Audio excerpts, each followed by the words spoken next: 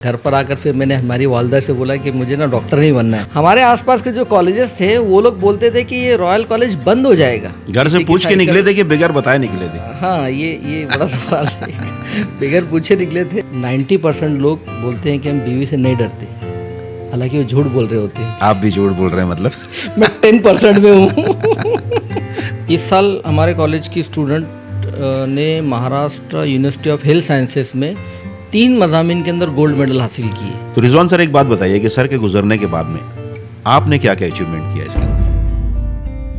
तो ये अपने शहर में सारे प्रोफेशनल कॉलेजेस अगर हो जाते हैं तो कहीं ना कहीं हम उनकी मदद कर रहे हैं। हमारे वालिद पिलखोड़ में से जब यहाँ आए तो वहाँ पर उन्होंने बड़ी कस्मकुर्सी के हालात में एजुकेशन हासिल किया। गर्मियों के मौसम में कुल्फ़ी साइकिल पर रख के कुल्फ़ियाँ तक बेचा है उन्होंने। लड़कियाँ ज़्यादा तालीम हासिल कर रही हैं, लड़कों की शमूलियत कम है। ये अलार्मिंग पोजीशन है जी। हम सब लोगों को इसके ऊपर काम करना चाहिए।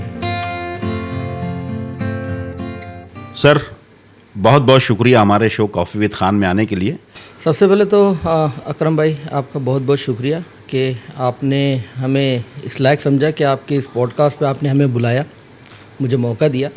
मैं हमारे इदारे खातून एजुकेशन सोसाइटी और रॉयल कैंपस अब्दुल मुत्तलिब कैंपस की तरफ से आपका शुक्रिया अदा करता हूँ कि आपके ऑडियंस के लिए आपने हमें फ्रूटफुल समझा। तो सर, सबसे पहले सवाल मैं ये करूँगा आपसे, आप अपने कुछ बचपन के हालात के बारे में बताइए कि बचपन के हालात कैसे थे? बचपन एक हम लोग मिडिल क्लास फैमिली ही रहे हैं और अभी भी हैं। हमारे वालिद, जैसे आप जानते हैं, टीचर। जी, मेरे भी टीचर रह चुके हूँ, हिंदी मराठी पढ़ाया करते थे हम मालेगांव स्कूल में। अच्छा, आप भी मालेगांव स्कूल में जी। ठीक। तो एक नॉर्मल मिडिल क्लास फैमिली की तरह हमारा भी बचपन गुजरा जी। तो इरम में उस वक्त नया प्राइमरी सेक्शन शुरू हुआ था मालेगांव स्कूल में, इरम प्राइमरी स्कूल के नाम से। वहाँ पर 4वीं तक तालीम हासिल की। अच्छा। फिर उसके बाद 5वीं से मैं जामिअतुल उलमा में मेरा एडमिशन हुआ। अच्छा। चूँकि हमारे वालिद साहब वहाँ पर ऑनररी मराठी पढ़ाने के लिए जाते थे, वॉलंटरी तौर पे। अच्छा। मराठी पढ़ाने के लिए वहाँ पर भी जाते थे। हालांकि वो फुल टाइम टीचर थे मालेगांव स्कूल में, मगर वो मराठी पढ़ाने के लिए जामिअतुल उलमा में जाते थे। 5वीं से 10वीं जामिअतुल उलमा में ही हुआ मेरा। फिर 11th-12th वापस फिर back to pavilion Malegaon school. 11वीं-12वीं तो फिर जूनियर कॉलेज वहाँ से हुआ।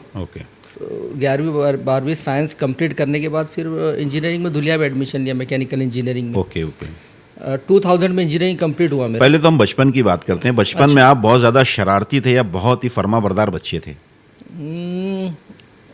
थोड़ा लिटिल बिट शरारती बोलेंगे तो चलेगा। और अम्मी अब्बू में सख्त कौन था, गुस्से वाला ज़्यादा? अब्बू थोड़े डिसिप्लिन थे। अच्छा। तो वो सख्त था। अपने यहाँ पर मालेगांव में जुमा के रोज़ दोपहर बाद क्रिकेट खेलने का जो एक माहौल रहता है, इतवार के रोज़ रहता है, उस वक्त भी शाम में या पढ़ाई के लिए बिठाते थे। थोड़ा सा उस वक्त नागवार लगता था, मगर अब लगता है कि वो उनकी तरबियत बहुत सही थी। बिल्कुल यही होता है कि एक मैच्योरिटी आने के बाद पेरेंट्स के जो डिसीजन रहते हैं, तो कभी पिटाई उटाई भी हुई है उनके हाथों? हाँ, हुई है, पिटाई भी हुई है। और स्कूल में कैसे थे आप, ये बताइए सर? स्कूल में एवरेज स्टूडेंट था मैं, बहुत ज़्यादा ऐसा टॉपर या मेरिटोरियस टाइप नहीं था मैं। 60-70% के एवरेज स्टूडेंट जैसे हम लोग रहते। बैक बेंचर तो नहीं, पर मिडल बेंचर आप बोल सकते हैं। तो बचपन का कोई ऐसा किस्सा सुनाओ ना सर, जो आपको याद है, आज भी याद करके आपको हंसी आ जाती हो, ऐसा कोई किस्सा? तो बहुत सारे हैं। तो एक दो तो शेयर करो हमारे साथ सर। दोस्तों का ये गालना जाने का एक मरतबा प्रोग्राम बना। अच्छा। साइकिल पे सब जाएंगे बोले, 10-15 दोस्तों का सब निकले। घर से पूछ के निकले थे कि बगैर बताए निकले थे? हाँ, ये बड़ा सवाल है। बगैर पूछे निकले थे। अच्छा। बड़े मसाइल हुए, तकलीफ से शाम में आए तो फिर अच्छी धुनाई वगैरह हुई थी। तो वो एक थोड़ा सा ओके बैड, एक बोलेंगे या शरारत का एक था। बाकी तो ऐसा कुछ बहुत आमतौर पे शरारती नहीं थे मतलब, ऐसा नॉर्मल। तो रिजवान सर, जैसे अभी आपकी लाइफ अभी तक की जो जर्नी रही है और बचपन से लेके अभी तक के, मतलब एक कोई ऐसी शख्सियत है जिससे आप बहुत ज़्यादा मुतासिर रहे हो? खुद हमारे वालिद अपने आप में एक अंजुमन थे। मैं मतलब 8th-9th से ही उनके साथ में मैं काम कर रहा हूँ। अच्छा। हमारे वालिद दरअसल वो सोशल अटैचमेंट इनका ज़्यादा था, जज्बाती आदमी थे। किसी ज़माने में उन्होंने पिलखोड़ में एक कारखाना शुरू किया था, पावरलूम का। अच्छा। मालेगांव शहर के काफ़ी लोग जानते हैं। उनका एक सोच ये थी कि भाई, मैं पिलखोड़ से ताल्लुक़ था उनका, हमारे वालिद का, तो ये था कि भाई मेरे शहर के लोगों को रोज़गार मिले, मेरी ज़ात से कुछ फ़ायदा हो। पिलखोड़ ने पावरलूम शुरू किया। अच्छा। वो 4-5 साल चला भी, मगर पावरलूम में काफ़ी उतार चढ़ाव रहते हैं और उतना प्रॉफिटेबिलिटी उतनी नहीं है कि वो ट्रांसपोर्टेशन कॉस्ट हर चीज़ में ऐड हो जाती थी, तो वो किसी वजह से नहीं चल सका और फिर वो बंद हो गया किसी वजह से। फिर मालेगांव में शुरू किए, तो वो उनका ये था कि मेरी ज़रिए से लोगों को जॉब मिले, किसी को कुछ फ़ायदा हो। जी जी जी, ये हमेशा से उनकी सोच रही। तो वो एक हमेशा स्ट्रगल में रहते थे, कुछ ना कुछ देने के लिए, बेशक बेशक, अपग्रेड होने के लिए, प्रोग्रेस के लिए हमेशा कोशिश रहते थे।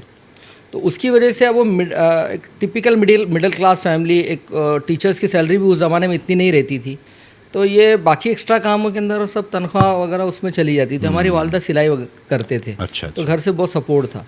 फिर उसके उस ज़माने में एसटीडी पीसीओ का एक वो निकला था। हाँ हाँ हाँ। तो फिर 9th या 10th में गालिबन हमने वो कुसुम्बा रोड पर करीम थिएटर जहाँ था उसके सामने अनस मस्जिद के बाद में वहाँ वो शुरू किया, तो मैं वो चलाता था। हमारे वालिद एक्चुअली हमारे लिए वो मोटिवेशनल पर्सनालिटी मेरे लिए बताते खुद। तो बचपन में आपका सर सपना क्या था, क्या बनना चाहते थे? मतलब मेरा इंजीनियर बनने का वो शौक़ था। अच्छा। उस वक्त मेरा एजुकेशन हुआ तो 10th 12th के बाद मेरे वालिद BMS में एडमिशन करवाना चाहते थे। एडमिशन के लिए पूना वगैरह लेके गए, गवर्नमेंट राउंड के सब फॉर्म वॉर्म भरा गया, पर घर पर आकर फिर मैंने हमारी वालदा से बोला कि मुझे ना डॉक्टर नहीं बनना है। अच्छा। मैं थोड़ा सा ना सेंसिटिव टाइप का हूँ, तो डॉक्टरी ज़रा मेरे से हो नहीं पाएगी मैं।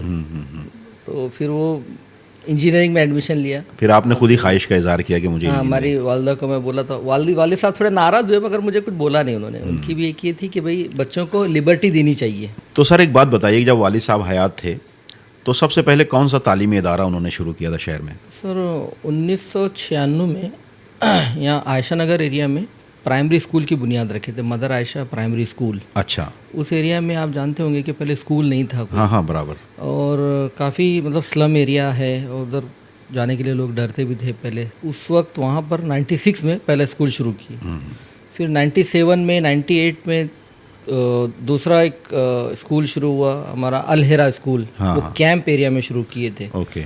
उस ज़माने में वहाँ पर भी स्कूल नहीं थी। 2000 में फिर हाई स्कूल शुरू हुआ। 2000 में ही D.Ed कॉलेज का परमिशन मिला, वो भी एक टर्निंग पॉइंट था। क्या नाम था वो कॉलेज का? खातून D.Ed कॉलेज। खातून D.Ed कॉलेज, अच्छा। हाँ, वो एक उस ज़माने में कंट्रोवर्सी भी चली थी काफ़ी। D.Ed कॉलेज के लिए हमारे वालिद साहब कोशिश कर रहे थे 2-3 सालों से, मतलब वो 98 से कोशिश कर रहे थे। 2000 में वो परमिशन मिली। बीच में कंट्रोवर्सी ये आ गई थी कि जमहूर स्कूल जो है वहाँ पर भी D.Ed का कुछ आ रहा था। महाराष्ट्र गवर्नमेंट का उस वक्त ये था, पॉलिसी मैटर बोल के शहर में एक ही कॉलेज देना, ऐसा कुछ उस टाइम पॉलिसी थी। Okay okay. तो उसके चलते ये हुआ कि मरहूम निहाल साहब जो थे उनके इन्फ्लुएंस से वहाँ पर वो परमिशन करवाया। तो हमारे वालिद का गवर्नमेंट के ख़िलाफ़ में ये था कि हम लोग 2 साल से कोशिश कर रहे हैं कि हमको परमिशन मिलना चाहिए। तो कोर्ट में मामला वगैरह चला काफ़ी, और साल भर गालिबन चला वो, और उसमें कोर्ट ने ये डिसीज़न दिया कि दोनों कॉलेजेस को परमिशन दी जाए। अच्छा। गवर्नमेंट को ये ऑर्डर दिया। खातून D.Ed कॉलेज की बुनियाद उस तरीके से पड़ी। कई लोगों को ये मुगालता है कि मुतल्लिफ सर ने वो कॉलेज बंद करवा के अपना कॉलेज शुरू किया। अच्छा अच्छा। हालांकि आज भी मेरे पास उस कोर्ट केस की कॉपी है। उसमें कोर्ट ने क्लियर कट लिखा था कि दोनों को शुरू करने दोनों दिया कॉलेजेस को परमिशन मिलनी चाहिए। Okay okay. ये क्लियर कट उस टाइम पे ये था। और उस वक्त हमारे वालिद को फिर जावेद कुरैशी साहब का भी साथ मिला जी। तो वहाँ से काफ़ी फ़ायदा हुआ उनको, उनकी दोनों जोड़ी। तो वालिद साहब के हयात में, मतलब उनके जीते जी, कितने इदारों की बुनियाद रखी थी उन्होंने? कितने कॉलेजेस या स्कूल्स बनाए थे? ये 2 प्राइमरी स्कूल, 2 हाई स्कूल, एक जूनियर कॉलेज, एक उर्दू मीडियम का D.Ed, एक मराठी मीडियम का D.Ed कॉलेज, एक B.Ed कॉलेज, ये वो शुरू कर चुके थे। 2005-06 में आपका ये जो स्टूडियो इसके करीबी जो जी रॉयल 25 एकड़ जगह लिए थे, और ये था कि एक पूरा कैंपस टाइप इसको यहाँ डेवलप करना है। तो रॉयल कॉलेज ऑफ फार्मेसी की बुनियाद उन्होंने ही रखी थी उस वक्त।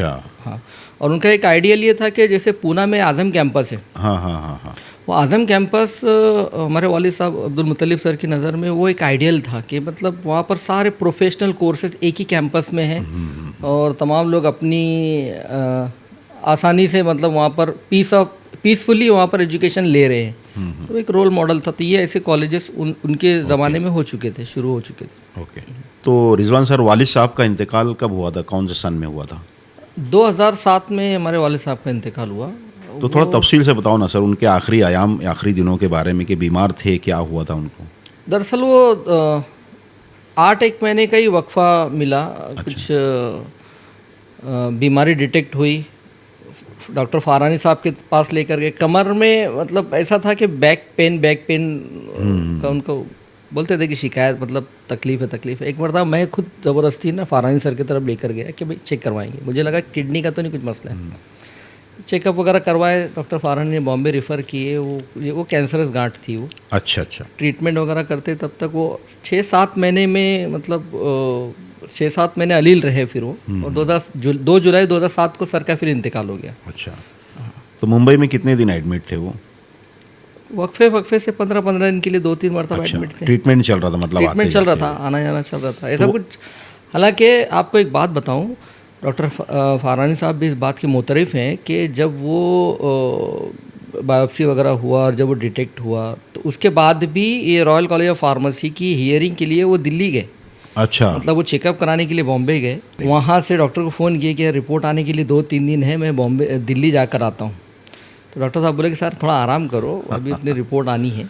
मगर उनको जुनून था, सब्र नहीं था वो। बिल्कुल वो जुनून था, एक्चुअली जुनून ही था जो इदारे को इस लेवल पर वो लेकर गए, जुनून ही था। तो वालिद साहब के गुजरने के बाद सर, मतलब कैसे हालात को फेस किया आपने? आपकी उम्र क्या थी उस वक्त? मेरी एज सर 27 साल थी उस वक्त।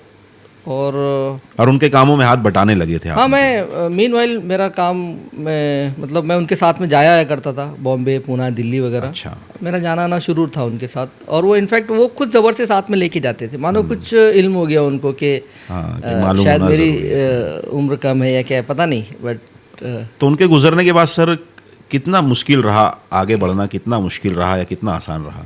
ये चैलेंजेस तो काफ़ी आए, मेरे लिए मामलात नए थे। बिल्कुल। अभी हाल ही में हम लोगों को एक आयुर्वेद कॉलेज की परमिशन मिली है। कौन से कॉलेज की? BAMS college. अच्छा। अभी इसी साल परमिशन मिली है 2024 में। तो ये प्रोजेक्ट पर वो 2006-07 में काम कर रहे थे, अब जाके परमिशन मिली? अब आके उसकी परमिशन मिली है। अच्छा। और उस वक्त भी ये था कि भाई माइनॉरिटी का महाराष्ट्र में कॉलेजेस नहीं है, तो अब कॉलेज रहना चाहिए। ये उनकी उस ज़माने में कोशिश थी। मालेगांव में प्रोफेशनल कॉलेजेस आने चाहिए। बिल्कुल। फिर मीनवाइल उनका इंतकाल हो गया जुलाई 2007 में। उसके लिए, उसके बाद में हम लोगों ने जब ये काम स्टार्ट किया, मतलब आयुर्वेद के लिए थोड़ा मेरे लिए मामलात नए थे। हमने उस वक्त फिर उसको थोड़ा सा मौकूफ़ किया, उसको पेंडिंग में रखा उस प्रोजेक्ट। पहले हमारी प्रायोरिटी ये थी कि पीसफुली तरीके से ये कारवां आगे बढ़े।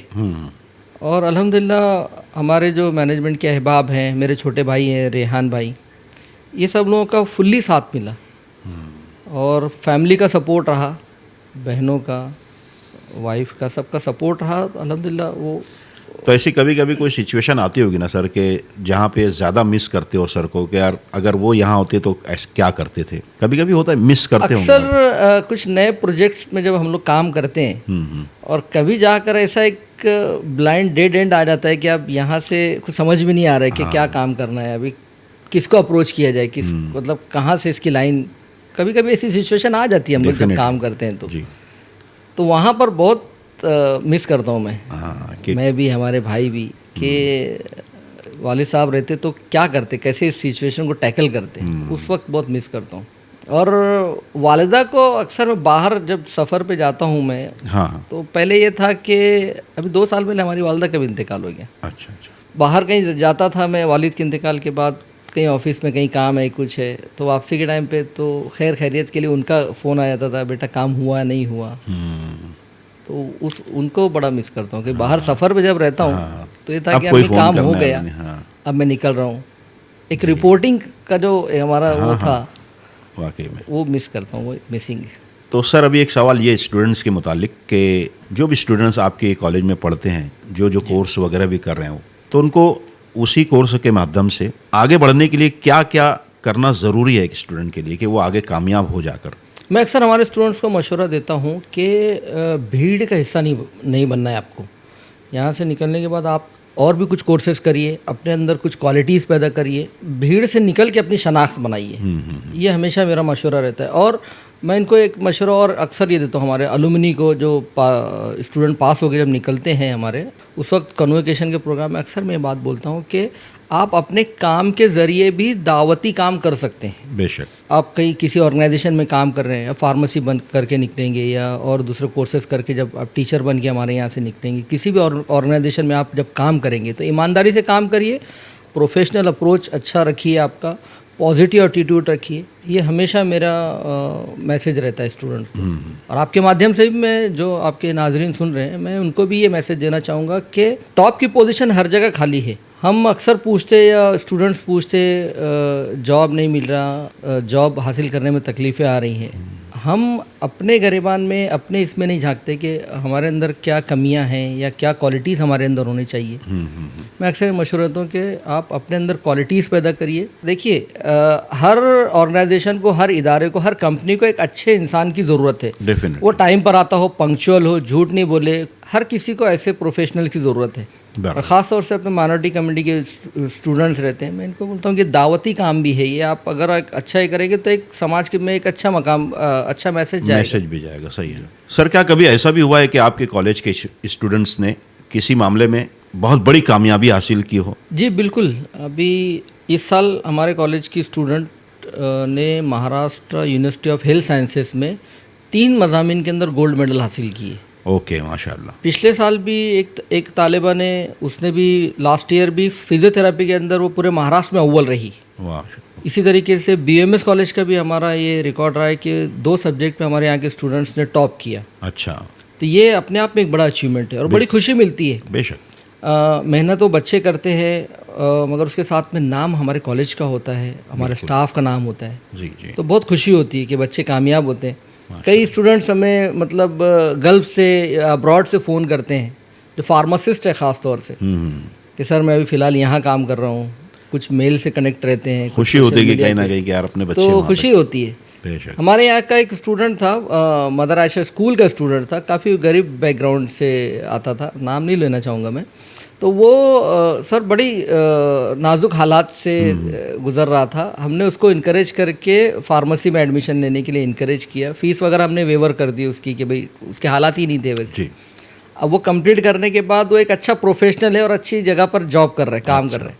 उसको देखता हूँ तो सुकून मिलता है, तसल्ली होती है कि भाई ये हमारी मेहनत कुछ तो रंग ला रही है। अभी तक तो सैकड़ों स्टूडेंट्स आए होंगे सर, तो बाहर से भी बच्चे आते हैं क्या पढ़ने के लिए यहाँ? जी, पूरे महाराष्ट्र से स्टूडेंट्स आते हैं। महाराष्ट्र के, अगर मैं गलत नहीं हूँ तो 18 से 20 अजला के स्टूडेंट्स आते हैं हमारे। अच्छा अच्छा अच्छा। इतने डिस्ट्रिक्ट से आ रहे हैं मतलब बच्चे। और ये अपने आप में बड़ा अचीवमेंट है। मालेगांव जैसे छोटे शहर में, दूसरे नागपुर से लेके हमारा रत्नागिरी है, और कहाँ के स्टूडेंट, कोल्हापुर के स्टूडेंट हैं हमारे, उस्मानाबाद के, बीड के स्टूडेंट हैं, औरंगाबाद के। माशाल्लाह। तो मालेगांव में इतने दूर दूर के स्टूडेंट्स को यहाँ पर लेकर आना, ये अचीवमेंट है। और ये देखिए कैसा है कि आपके माध्यम से एक चीज़ और ये रखना चाहूँगा मैं, कि कॉलेजेस किसी एक फ़र्द की मिल्कियत नहीं होते। बेशक। ये एक कम्युनिटी का, एक हमारे इकोसिस्टम का हिस्सा है ना। और इससे सिर्फ एक फ़र्द या एक फैमिली को बेनिफिट नहीं है, ये इससे रोज़गार जुड़ा हुआ है। मेस वाले जो यहाँ पर, उनको रोज़गार मिल रहा है। कई ऐसी फैमिलीज़ है जो हमारे स्टूडेंट्स को टिफ़िन और खाने का इंतज़ाम वो करते हैं। बिल्कुल बिल्कुल। तो वो लोग उससे जुड़े हुए, लॉन्ड्री वाले हैं, कुछ ऑटो रिक्शा वाले हैं। इस तरीके से इनडायरेक्ट रोज़गार के भी बहुत सारे मौके जनरेट हो रहे हैं। बिल्कुल बिल्कुल। तो सर, इतने सारे स्टूडेंट्स में अभी तक के ये जर्नी में आपकी कोई बहुत ही ब्रिलियंट स्टूडेंट आपकी नज़र से गुजरा? हर साल एक दो कैंडिडेट तो ऐसे रहते हैं, एक्स्ट्रा ऑर्डिनरी रहते हैं। अब मैं थोड़ा सा मतलब इतना रिकॉल स्पॉन्टेनियस नहीं कर पाऊंगा, बट साल भर में दो तीन कैंडिडेट तो ऐसे रहते ही हैं, मतलब ब्रिलियंट रहते कि वो बाय बर्थ या नेचुरल तरीके से वो एक्स्ट्रा ऑर्डिनरी रहते हैं। हाँ। तो रिजवान सर, एक बात बताइए कि सर के गुजरने के बाद में आपने क्या क्या अचीवमेंट किया इसके अंदर? बड़ा इंटरेस्टिंग सवाल है कि अब तो मैं जवाब दे सकता हूँ इसका। जी। किसी ज़माने में वालिद के इंतकाल के 2-3 साल के बाद एक अखबारी रिपोर्टर, मराठी अखबार मीडिया से थे, मराठी अखबार के, उन्होंने एक इंटरव्यू के दौरान मुझसे सवाल पूछा। तो उन्होंने यही सवाल एग्जैक्टली जो अभी आपने पूछा, यही सवाल उन्होंने पूछा था। आज तो मैं कंफर्टेबल हूँ आपका जवाब देने में, मगर उस वक्त यकीन मानिए मेरे लिए वो चुभता हुआ सवाल था। हालांकि उसके बाद हमने एमएड कॉलेज शुरू किया था, मगर वो मुझे नहीं लगता था कि इतना बड़ा बहुत कोई अचीवमेंट है। मगर यकीन मानिए उस सवाल ने झिझोड़ के रख दिया। हाँ, और उसके बाद में आप देख रहे हैं कंटिन्यूस हमने उसके बाद डिप्लोमा फार्मेसी शुरू किया। डिग्री फार्मेसी तो वालिद साहब के ज़माने में 2007 में स्टार्ट हुआ था, परमिशन मिली थी, वो रनिंग में नहीं आया था और एडमिशन प्रोसेस भी शुरू नहीं हुआ था, सर का इंतकाल हो गया था।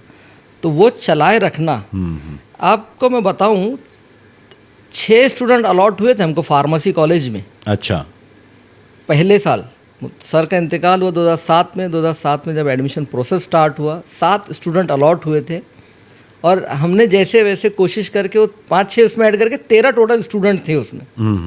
13 स्टूडेंट पर हमने वो कॉलेज साल भर चलाया। अच्छा, अगले साल जब एडमिशन हुआ तो 20-25 एडमिशन नए हुए। तो 2-3 साल तक सर वो लेस देन 50% स्ट्रेंथ पे हमने वो कॉलेज को चलाया और उसको इस्टेब्लिश किया। वो चलाए रखना अपने आप में एक चैलेंज था। बिल्कुल सही बात है। मगर मैं वो अखबारी नुमाइंदे जो पत्रकार थे, अगर उनको मैं ये जवाब देता तो शायद ये भागने का एक वो समझते कि ये रास्ता मैं बता रहा हूँ।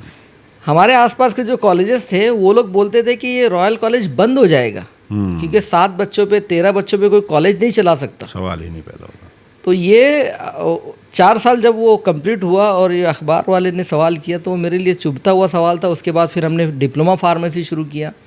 उसके बाद हमारे रेहान भाई का मुझे पूरा फुल्ली सपोर्ट मिला तो हमने BUMS कॉलेज शुरू किया, फिजियोथेरेपी कॉलेज शुरू किया और अभी हाल ही में इसी साल आयुर्वेद कॉलेज की परमिशन मिली है। माशाल्लाह। तो वो जब वो 15 स्टूडेंट से आपने शुरू किया था फार्मेसी कॉलेज जी, तो वो सिलसिला कितने साल तक चला, फिर कब स्टूडेंट्स की तादाद बढ़ने लगी वहाँ पर? सर 4 साल हमको वो मुसलसल 11 तक हमको जूझना पड़ा उसमें। अच्छा। और आसपास के जो कॉलेजेस वाले थे उनका भी ये था कि कॉलेज बंद हो जाएगा। और आज जब वो मिलते हैं, हमारा कैंपस देखते हैं तो उनको वो भी एतराफ़ करते हैं। देखिए कामयाबी की मेराज मैं उसी को समझता हूँ कि आपके मुखालिफिन या आपके कॉम्पिटिटर मोतरजीन भी आपके मोतरफ हो जाएं। बेशक, ये कामयाबी की दलील है। तभी कितने बच्चे हैं सर फार्मेसी कॉलेज में? फार्मेसी कॉलेज में अभी 300 के लगभग डिग्री में है, डिप्लोमा में 150 स्टूडेंट्स हैं। देखिए कहाँ 15 थे, कहाँ 300 और 150 हो गए। जी, ये मेहनतों का ही सिला होता है सर कि अपन कितने अच्छे से अपने कॉलेज को डिप्लोमा फार्मेसी में भी 300 स्टूडेंट है। अच्छा, टोटल 2 यूनिट है डिप्लोमा की हमारे यहाँ। और एक थोड़ा सा सुलगता हुआ सवाल है सर, जैसे आज के ज़माने में तालीम बहुत महंगी हो चुकी है, एजुकेशन बहुत महंगा हो गया हमारे इंडिया में, तो इस सिलसिले में सरकार को क्या क्या करना चाहिए उन बच्चों के लिए जो पढ़ना तो चाहते हैं बट गुर्बत की वजह से कहिए या पैसा ना होने की वजह से पढ़ नहीं पाते, कहीं ना कहीं वो अपनी ख्वाहिश को मार देते हैं। इसके लिए सरकार को क्या करना चाहिए और आप क्या कर सकते हैं? ये बहुत बर्निंग इशू है ये, और बहुत अच्छा सवाल आपने उठाया है। वो वाकई मैं आपकी बात से मुत्तफिक हूँ कि एजुकेशन बहुत महंगा हो गया है जी। और अभी जो नई एजुकेशन पॉलिसी जो गवर्नमेंट लॉन्च करने जा रही है इसमें तो और तकलीफ़ें आएगी। अच्छा, क्योंकि गवर्नमेंट ने इसको प्राइवेटाइजेशन की तरफ गवर्नमेंट लेके जा रही है, कॉलेजेस को प्राइवेटाइजेशन करने के लिए, और बाहर की यूनिवर्सिटीज़ को यहाँ आने के लिए दरवाजे खोल रही है। अच्छा, तो बाहर की यूनिवर्सिटीज़ यहाँ पर आएंगी तो वो तो चैरिटी नहीं करेगी, कम फीस में नहीं पढ़ाएंगे, वो तो और ज़्यादा फीस लेंगे।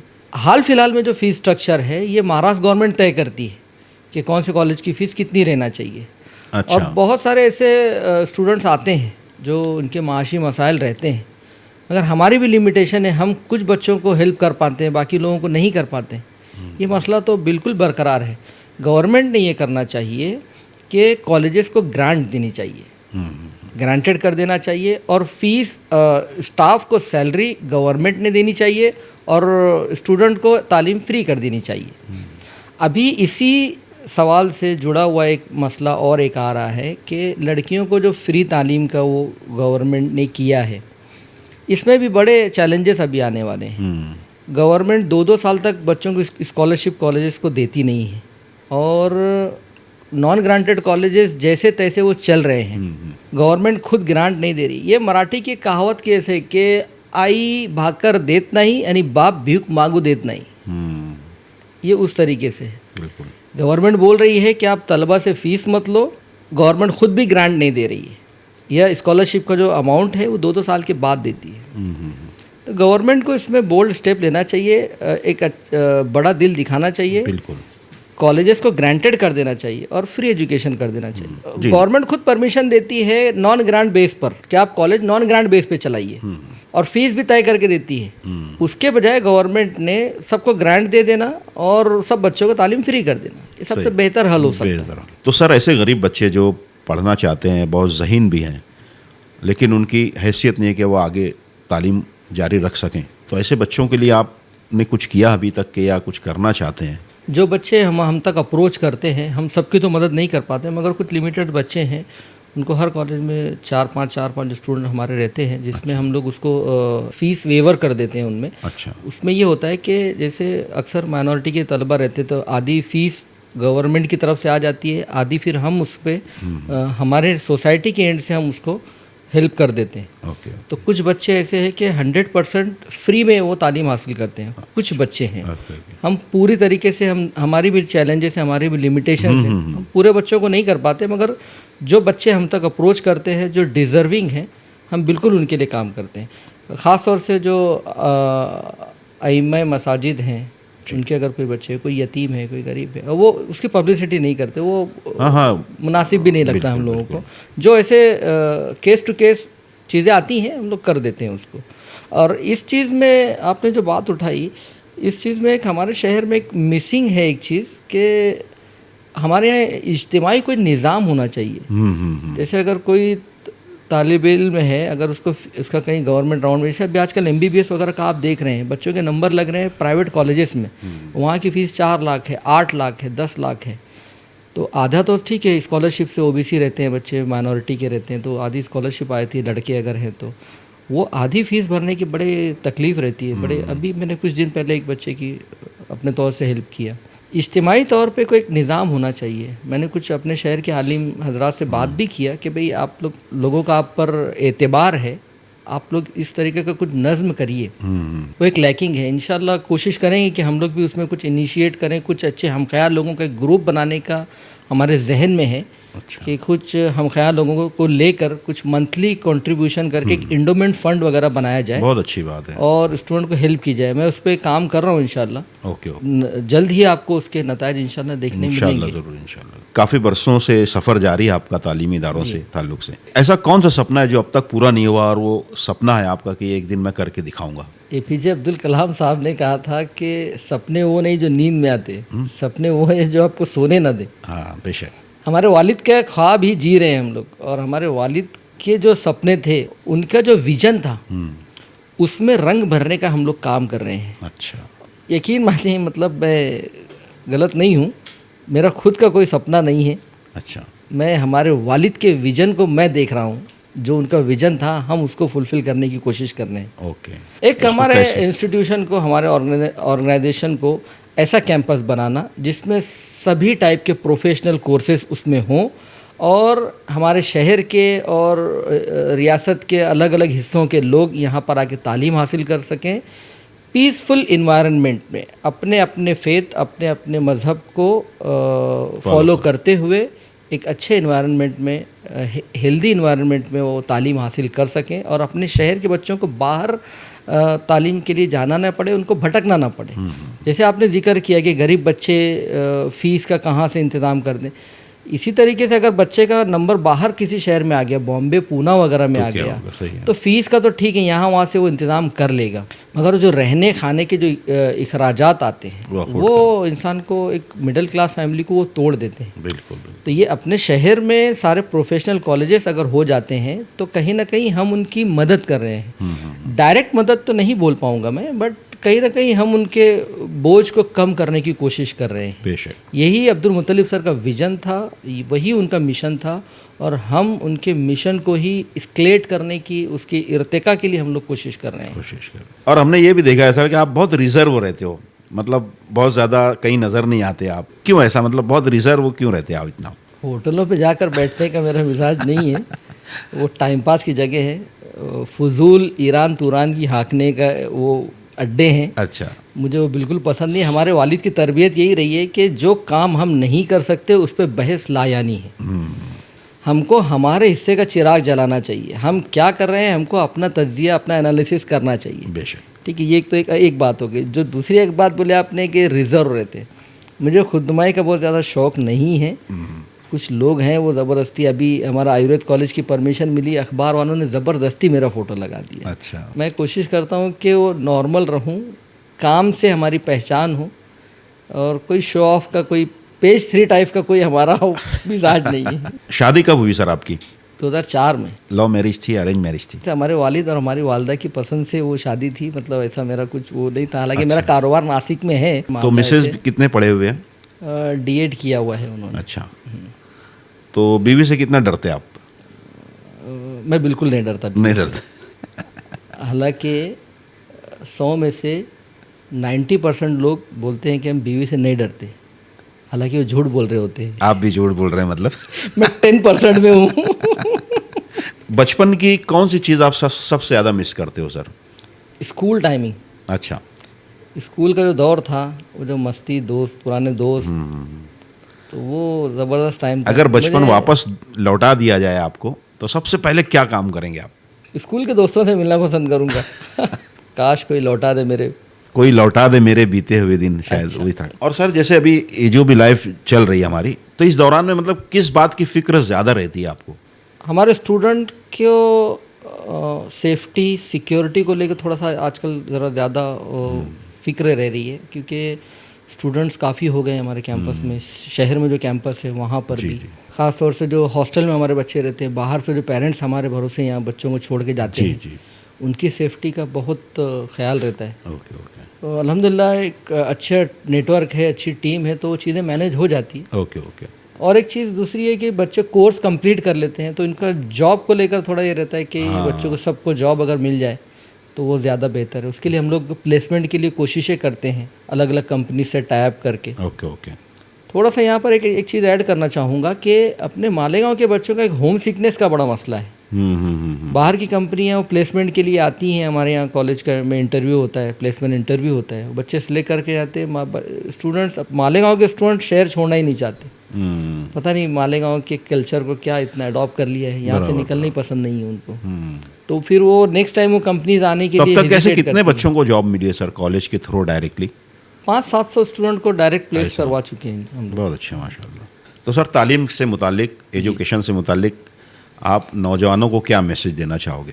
ड्रॉप आउट का मसला अपने यहाँ पर बहुत ज़्यादा है। बच्चे 12वीं करने के बाद कुछ भी शॉर्ट टर्म प्रोफेशन में आना चाहते, अक्सर मैं मशवरा देता हूँ हमारे स्टूडेंट्स को या शहर के तमाम तलबा को कि आप शॉर्ट टर्म गोल मत बनाइए।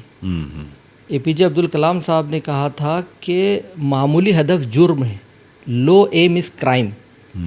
हमारे तलबा क्या करते कि भाई ठीक है 12वीं अब मैं ख़ास तौर से लड़के कि मैं 12वीं पढ़ लिया, बिज़नेस में मैं आ जाऊँ, वालिद अगर टेलर तो मैं वही काम करूँ, ऐसे कुछ दूसरे या लूम है तो मैं लूम संभालने लग जाऊँ।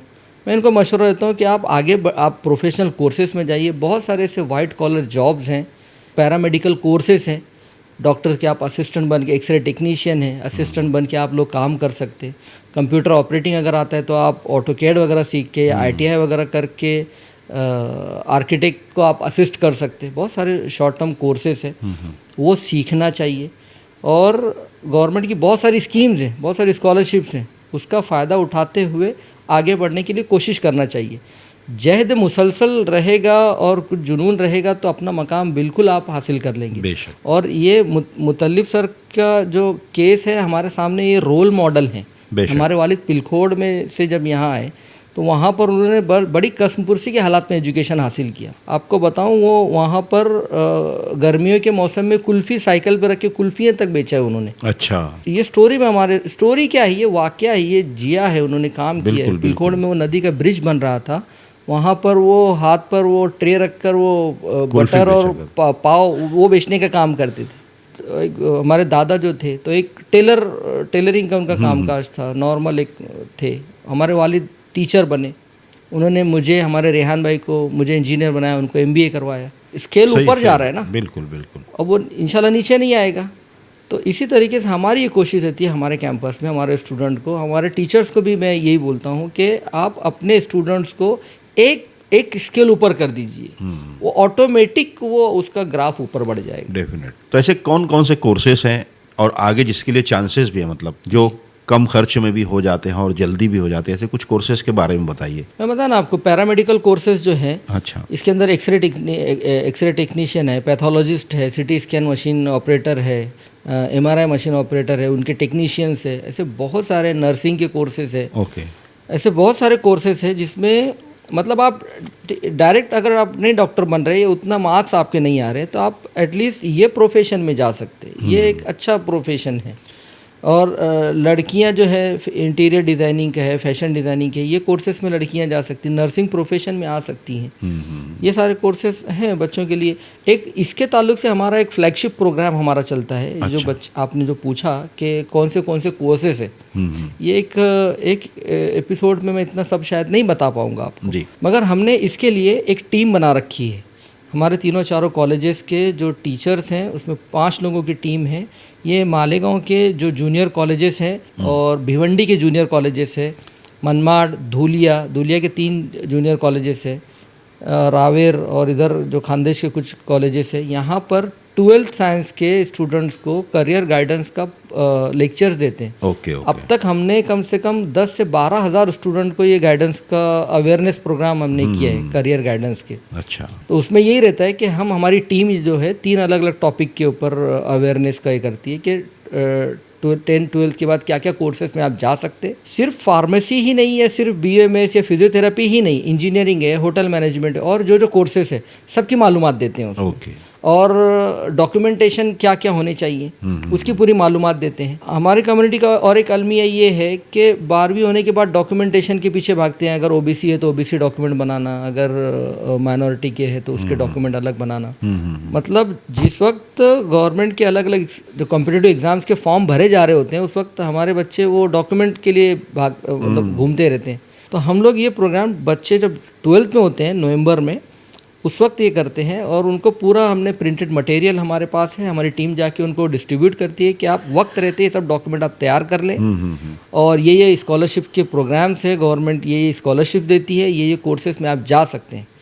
डेटा कलेक्शन का काम भी करते हैं उसके अंदर ही। अच्छा। हर साल 2,500 से 3,000 स्टूडेंट्स के फ़ोन नंबर्स, उनके पेरेंट्स के फ़ोन नंबर्स आ जाते हैं अलग अलग टाइम पर। जैसे नीट का फॉर्म भरने की डेट आ रही है, ये CET का फॉर्म, या नाटा का जो आर्किटेक्चर के लिए जो एंट्रेंस है, इसके फॉर्म भरने की डेट आ रही है। तो हम उसको अवेयरनेस, हम उनको मैसेजेस भेजते हैं क्या ये कोर्स में आप एडमिशन लेना है तो ये एग्ज़ाम आपको देना है।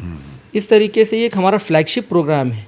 ये हर साल हम लोग ये करते हैं। अच्छा, अवेयरनेस का, और अच्छे नताज उसके मिल रहे हैं। बिल्कुल बिल्कुल। फार्मेसी में जो ज़्यादातर लड़के ही आते हैं कि लड़कियां भी इंटरेस्ट लेती हैं उसमें? फार्मेसी में 35% लड़कियां हैं और बाकी लड़के। तो कुछ बच्चियां ऐसी हैं जिन्होंने ये फार्मेसी किया और कहीं अच्छी जॉब कर रही हैं? वो है, काफ़ी बच्चे हैं, अभी एग्जैक्टली नाम तो नहीं बता पाऊंगा, पर काफ़ी लड़कियां हैं जो जॉब कर रही हैं। अच्छा। फार्मेसी करके। एक तफावत यहाँ पर आया है फिजियोथेरापी और BMS के अंदर। यहाँ फ़र्क आया है कि लड़कियों की तादाद बहुत ज़्यादा है, लड़के कम हैं। ये एक डिज़ास्ट्रस पोजीशन है। समाज के जो सरकर्दा अफराद हैं इनको और स्कूलों के ज़िम्मेदारान को और असातिज़ा को इस पे गौर करना चाहिए। ये खलीज है, ये बढ़ती जा रही है। लड़कियां ज़्यादा तालीम हासिल कर रही हैं, लड़कों की शमूलियत कम है। ओके। लड़के मोबाइल में, वीडियो गेम्स में और आउटिंग में, बाइक पे राइडिंग में, स्टंट करने में परेशान हैं। वो प्रोफेशनल एजुकेशन में नहीं जा रहे हैं और लड़कियां संजीदगी से पढ़ रही हैं। ये एक सोशल इम्बैलेंस की तरफ हमारा माशरा जा रहा है। अच्छे रिश्ते मिलना मुश्किल हो रहा है उसकी वजह से। पे मैंने कई आलिम लोगों से बात की कि आप ज़रा इस पर बोलिए, वो लोग कर भी रहे हैं मगर उसके खातिर ख्वाह नताइज नहीं आ रहे हैं। तो हम लोगों को इस पर भी काम करना पड़ेगा।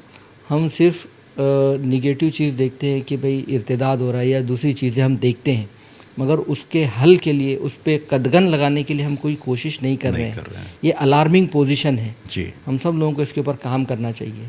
तो सर बहुत बहुत शुक्रिया हमारे शो में आने के लिए, और मुझे उम्मीद है कि आपकी बातों से वो नौजवान, वो बच्चियाँ जो पढ़ना चाहते हैं, ज़िंदगी में कुछ अच्छा करना चाहते हैं, उनको ज़रूर इससे हौसला मिलेगा और आपकी बहुत सारी मुफीद मालूमात भी उनके बहुत काम आएगी।